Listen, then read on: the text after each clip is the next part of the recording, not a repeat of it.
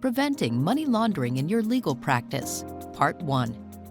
The provision of legal services and use of your trust account may expose you to risks, including facilitating dishonest or illegal conduct such as money laundering.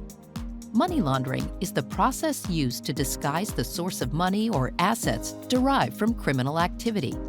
It makes dirty money clean so it appears to have come from a legitimate source.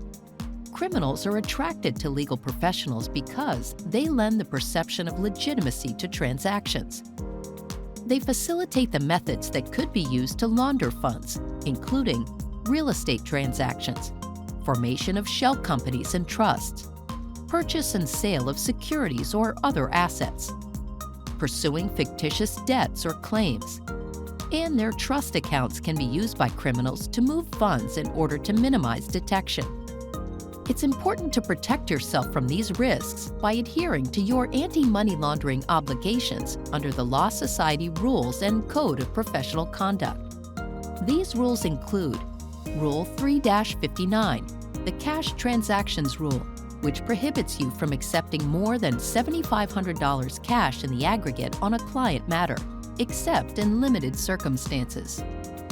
Rules 3-98 to 3-110, otherwise known as the Client Identification and Verification Rules, which set out the requirements to identify and verify your clients, make inquiries about the source of funds you receive, and monitor the relationship. Rule 3-58.1, which states that the funds deposited to or withdrawn from a trust account must be directly related to the legal services being provided.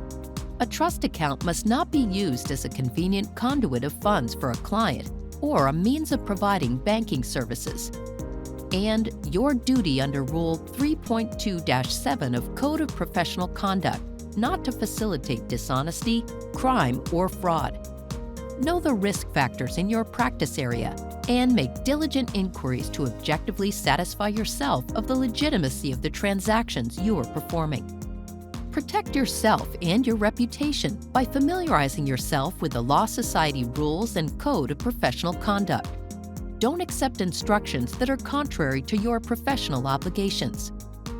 The duty of loyalty owed to a client does not extend to assisting them in furthering criminal activity, and vigilance is required.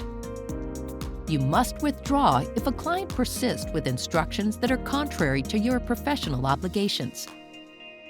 Know your client. Ask questions, then ask more questions. Be aware of the risk factors relevant to the legal services being offered. Stay in the know by reviewing Law Society publications and tribunal decisions. Seek advice and assistance. Law Society practice advisors are available to answer questions and offer practice and ethical advice. Stay connected with others. In addition to the resources on the Law Society's website, review the Federation of Law Societies of Canada resources. The Federation of Law Societies of Canada has developed resources to help members of the legal profession understand the risks and responsibilities when engaging in financial transactions on behalf of their clients. We encourage you to take their free online learning program, Anti-Money Laundering and Terrorist Financing in the Canadian Legal Profession, which is available on the Federation's website, Anti-Money Laundering, Federation of Law Societies of Canada, flsc.ca.